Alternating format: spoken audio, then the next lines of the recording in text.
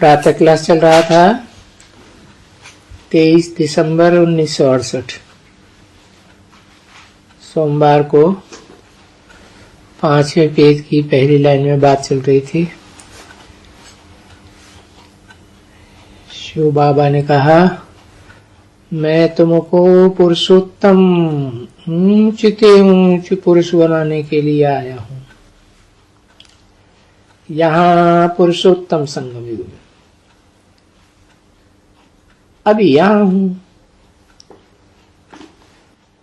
अभी तुम यहां याद करेंगे। पहले तो मैं परम धाम में था और अभी तो यहाँ जो भी है वो सब शूद्र संप्रदाय। वो शूद्र संप्रदाय सब वहां ऊपर में याद करेंगे। देखो, शूद्रों में और तुम ब्राह्मणों में कितना फर्क है। तुम कहाँ भी होगे दुनिया में, विलायत में भी होंगे, तभी भी यही तो जरूर जानेंगे कि बाप ब्रह्मा के तन में आए।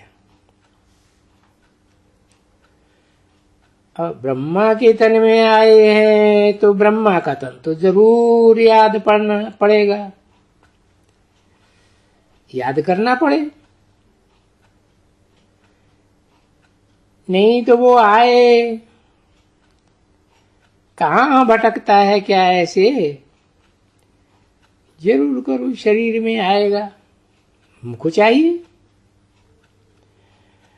तो देखो, तुम अभी कहाँ भी बैठे हो या बैठे हुए होंगे तो जरूर याद करेंगे, क्योंकि ब्रह्मा का भी जरूर तन तुम्हारे को याद करना पड़े। नहीं तो वेद के बाप को कहाँ याद करेंगे? तो ऐसे भी कई कई बच्चे बुद्धिहीन होते हैं जो ये भी नहीं मानते, ब्रह्मा को भी नहीं मानते। बाबा ये नहीं कहते हैं कि ब्रह्मा को नहीं याद करो। ब्रह्मा की याद करने बिगर शिव बाबा याद कहाँ से आएगा?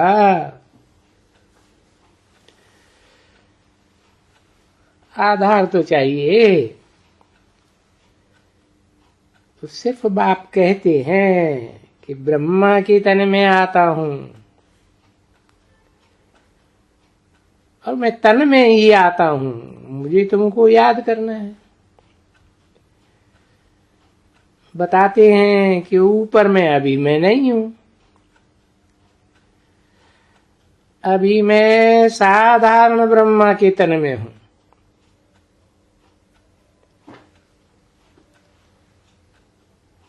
तो मुझे उस ब्रह्मा के साधारण तन में याद करना है कि बाबा जो है वो अभी ब्रह्मा के तन में है। इसलिए उनको हम दादा या बाबा या बाप और दादा दोनों याद करते हैं। ये आत्मा को याद करते हैं और फिर दादा भी स्थूल में याद करते हैं।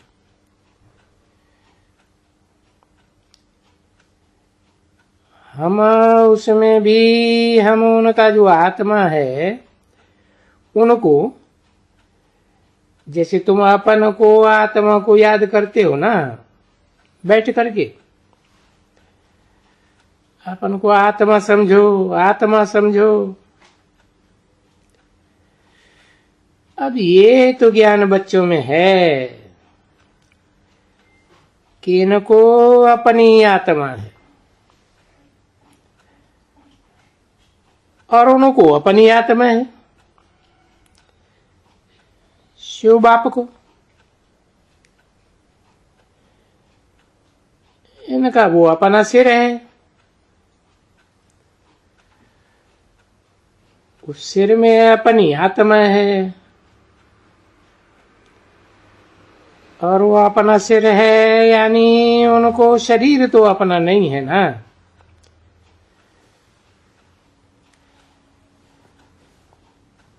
ये तो समझते हो कि बाप ने कहा है मैं तो प्रकृति का आधार लेता हूं।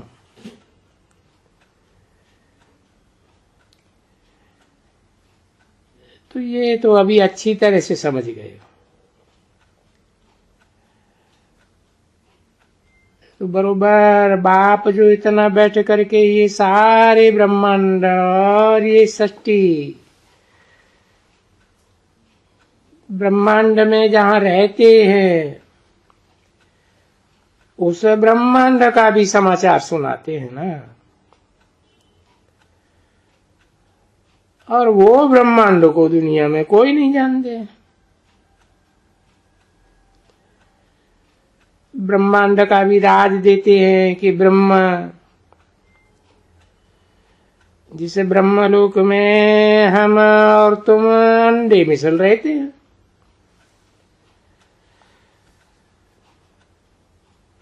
और हम हैं सुप्रीम अंडा। सुनाने वाला तुमको ये राज, और हम जो आत्माएं हैं सुप्रीम हैं या नॉन सुप्रीम हैं, वो सभी रहने वाले उस ब्रह्म तत्व के हैं। हमारा वो घर है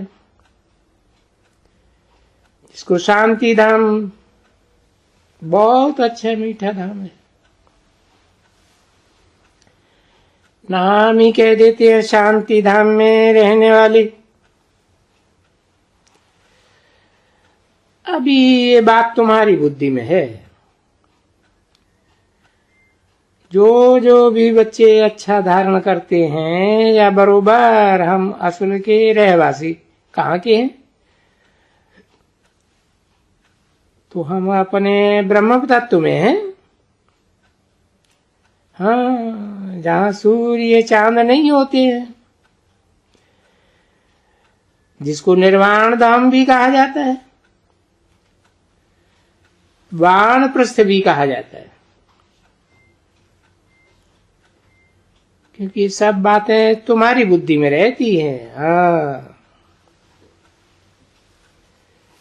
दूसरे कोई मनुष्य में ये बात एक भी बात नहीं रहती, हिंचक भी नहीं। क्योंकि जब भक्ति है तो भक्ति है।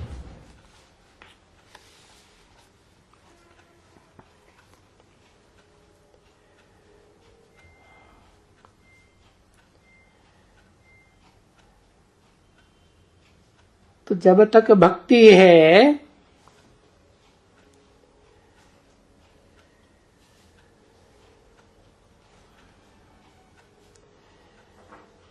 तो भक्ति ही कहेंगे, ज्ञान का नाम निशान नहीं, एक अक्षर भी नहीं।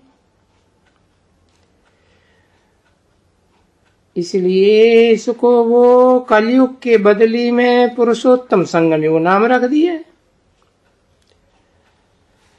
अलहदा युग है, चेंज होने का धन है, धन भी चेंज होता है। तो ये तो जानते हो ना, नई दुनिया में देवता रहते हैं, पुरानी दुनिया में असुर रहते हैं।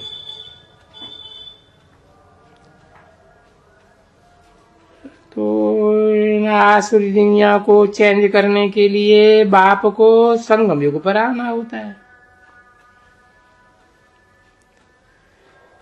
तो तुमको सभी मालूम होता है, क्योंकि सतयुग में जाएंगे।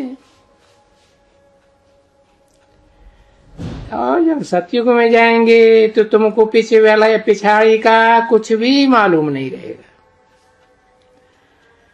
अभी तो कलयुग में हो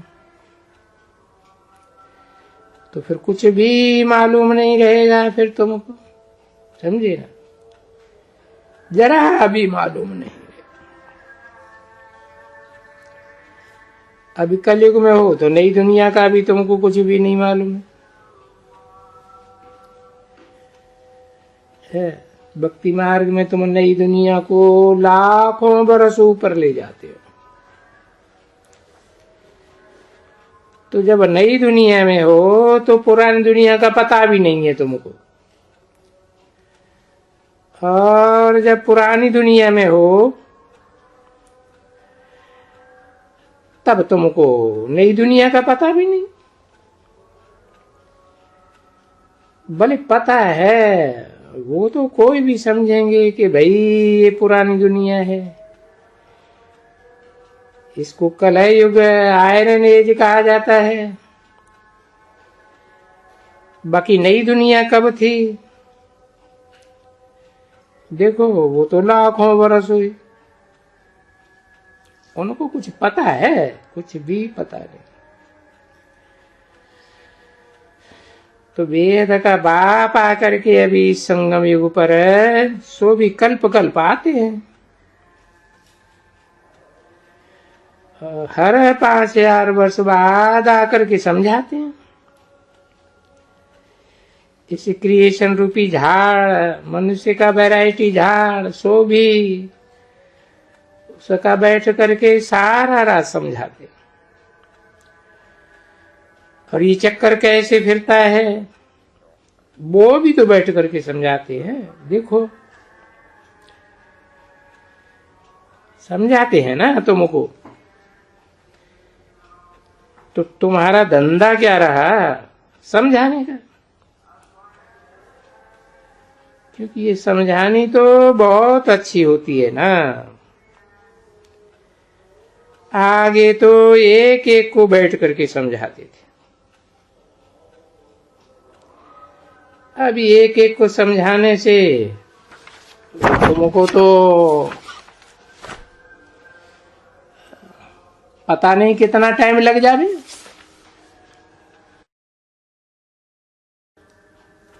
तेईस दिसंबर 1968 की प्रातः क्लास का 6ठा पेज। तो अब एक एक को समझाने के बदले एक दो को समझाते हैं। अभी तो बहुतों को समझाते हैं और अभी बहुत समझते रहते हैं कि तुम्हारा फर्ज ही वहां जो बाप समझाते हैं इस झाड़ की उत्पत्ति, पालना और विनाश का, बस तुमको यही मीठी बातें बैठ करके बहुतों को समझाना है। अभी समझाते भी हो, बहुत प्रदर्शनी करते हो, ये करते हो, वो करते हो, बहुत समझाते हो ना। तो जैसे समझाते हो वैसे ही जब शिव की जयंती होती है तो और अच्छी तरह से बैठ करके सब जो भी है बुलाए बुलाए करके बहुतों को खास बैठ करके फिर भी यही बातें समझाएंगी। तुम और क्या समझाएंगी उनको कि बाप और सृष्टि का चक्र कैसे फिरता है, इस सृष्टि की आयु कितनी है, आदि मध्य अंत। तो इसकी ड्यूरेशन इस खेल की कितनी है, कितना दुनिया की आयु कितनी है, तो तुम ये बताएंगे ना बच्ची एक्यूरेट दुनिया की आयु। ये एक टॉपिक रही, जैसे हम ये समझाएंगे क्योंकि जो जो तुमने समझा है वो है तुमको समझाना, और जो तुमको समझाते हैं वो समझने से तुम देवता बन जाते हो।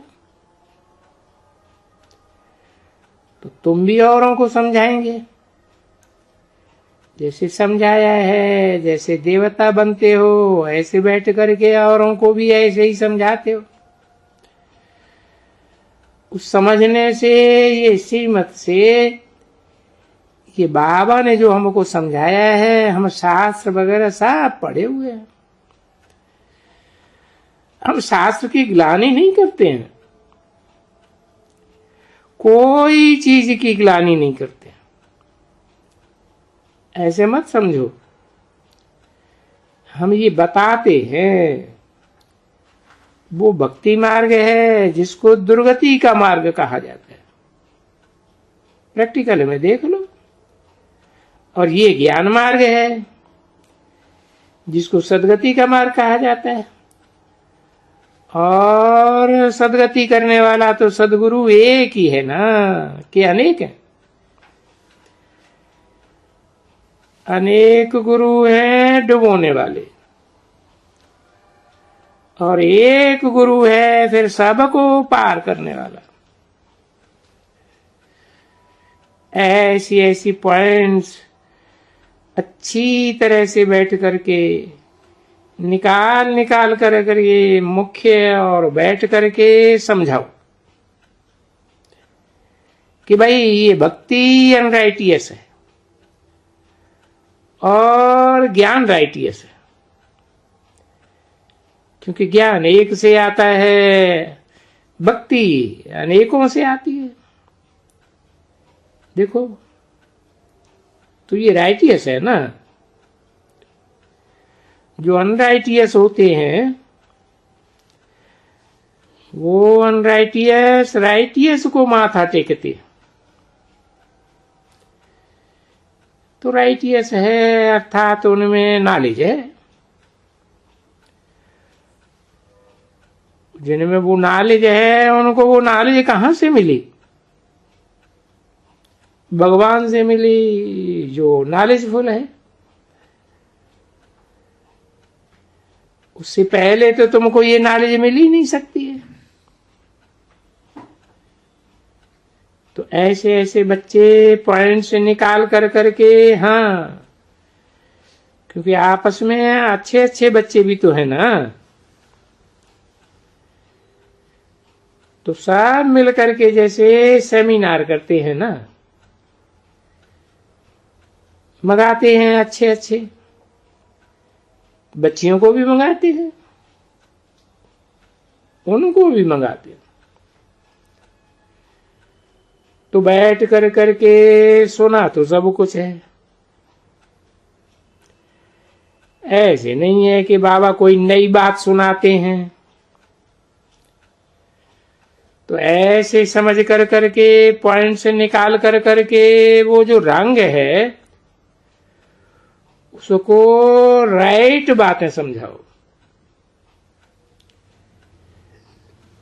भाई वो है भक्ति मार्ग, अनराइटियस मार्ग, और ये है ज्ञान मार्ग। वो जो ज्ञान मार्ग है वो एक ही दफा, क्योंकि ज्ञान का सागर एक ही बाप है, वो ही आकर के ज्ञान सुनाते हैं।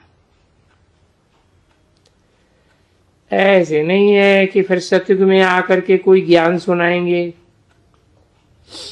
ना ना। ज्ञान सुनाए सारी दुनिया को सदगति, सबकी सदगति कर देते हैं। जब सबकी सदगति कर देते हैं तो बाद में दुर्गति का तो मनुष्य कोई होता ही नहीं, जिसको ज्ञान की दरकार रहे। और जब दुर्गति है, भक्ति मार्ग है, तब ज्ञान तो है ही नहीं, नाम ही है उसका भक्ति मार्ग। तब बाप आए करके भक्ति मार्ग को चेंज करे पूरी दुनिया में जो भक्ति मार्ग फैला हुआ है। तो क्या कहेंगे? रावण है, माया है, वो हेल बनाई देती है दुनिया को। बाप आते हैं हेवन बनाए देते हैं। वो हेवन और हेल का तो खेल ही है ना बच्चे, सुख और दुख का खेल है। हेवन कहा जाता है सुख और हेल कहा जाता है दुख को।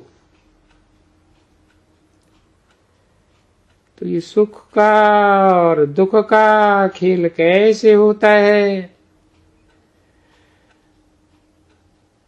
और कैसे ये भक्ति मार्ग शुरू होता है, कैसे ज्ञान मार्ग शुरू होता है। और जो ज्ञान है सो सिवाय रूहानी बाप और तो कोई दे ही नहीं सकता है, क्योंकि इस दुनिया के मनुष्यों में कभी कोई ज्ञान तो होता ही नहीं है। मनुष्यों में कभी भी ज्ञान नहीं होता है। अरे भाई, क्या देवताओं में ज्ञान होता है? नहीं, देवताओं में भी ज्ञान नहीं होता है। बाप सिर्फ आते ही है संगम युग पर, तो वो वहां ज्ञान की प्रारब्ध है, वो भक्ति की। और क्या है उनको प्रारब्ध? दुख की प्रारब्ध। और वो है नई दुनिया में सुख की प्रारब्ध। तो ऐसी ऐसी बातें जब तुम बैठ करके अच्छी तरह से विचार सागर मंथन करके समझाएंगे, ये विचार सागर मंथन है ना बच्ची, जिस विचार सागर मंथन से ज्ञान अमृत निकलता है। तो जब भी तुम अच्छी तरह से सुबह को या शाम को भी बैठेंगे ना अच्छी तरह से, तो बहुत पॉइंट से निकलेगी। देखो ये भी बैठते हैं,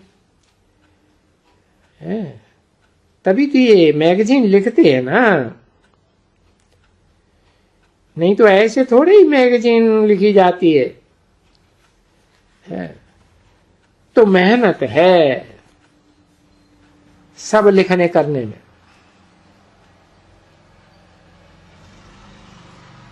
23/12/1968 की प्रातः क्लास का 7वां पेज। मैगजीन लिखने में भी बड़ी मेहनत लगती है, उसके लिए एकांत चाहिए, क्योंकि हर एक चीज विचार सागर मंथन करके लिखी जाती है, समझ करके दुनिया को समझाने के लिए। तो सभी एकांत में विचार सागर मंथन करके बैठ करके, क्योंकि हिंट तो मिलती है बाप से। ओम शांति।